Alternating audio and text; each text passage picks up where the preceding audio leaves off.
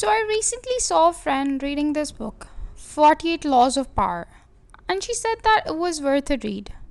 I read it and I did get some insights about achieving the position of authority. But this book has a few concepts that I could not quite wrap my head around. We'll get to the negative points later, but first the useful key points. Number 1. If you study or work under someone, then never try to outshine your seniors. I'd like to give an example here. I had a classmate who was a brilliant person. He had very good grip over most of the subjects. But he had this icky habit where he'd studied the topic before class and would always point out mistakes in the professor's lecture and ask questions that sometimes the professor couldn't even answer properly. This did make him look like a brilliant person in the class, but he used to make the professor look bad. The professors eventually got so furious that his final result card had to suffer for his interruptions, and he had to repeat that semester. I know that the professor shouldn't have done that, but if their attitude cannot be changed, then that classmate should have adopted a better strategy and in some way make the professor look qualified in front of the class. This would have made his concepts, grades, and relationships with the professors better. Number 2. Act unpredictably to confuse your competitors. Keeping your opponents confused about your moves and strategy can help you win the battle. I have observed that whenever there is exam season, usually the toppers of the class become really active on social media and they will post random stuff on their WhatsApp and Instagram. It just gives the rest of the class an impression that if the 4.0 student is chillin', it means we can also leave the books for a while.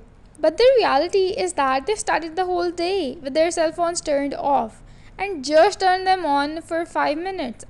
And zip zap zoop, fired a ton load of old photos and posts to give an impression that they aren't studying. And guess what? It works on the rest of the class. I have seen 50% of them putting their books away and binging or getting busy with something, and hours later realizing that they were supposed to study, while in the meantime the topper had nailed a few more chapters. On one hand, these principles will bring you in a position better than others. But there are some principles in this book that are really negative and are kind of unhealthy if adapted as habits. Number 1 is, the book suggests you that in order to overpower someone, you need to spy on them or befriend them and get to know their upcoming plans and sabotage their plans. But I think it's highly unethical. Imagine someone else doing this to you and making your efforts fail. Beware of your competitors, buddy. They might have read this book. The second thing they suggest is to not only take benefit of someone else's work, but make sure to take complete credit for it. And they give an example of Edison. Tesla, his partner, worked 18 hours a day in his lab for his invention dynamo. But Thomas Edison not only took complete credit for it, but didn't even bother to pay him the promised $50,000. This is something really evil that I would never suggest anyone to act on. So, it's a good read, but not for practical actions. Now, if you want to keep watching such book summaries and crash courses, then hit that subscribe button and don't forget that bell icon.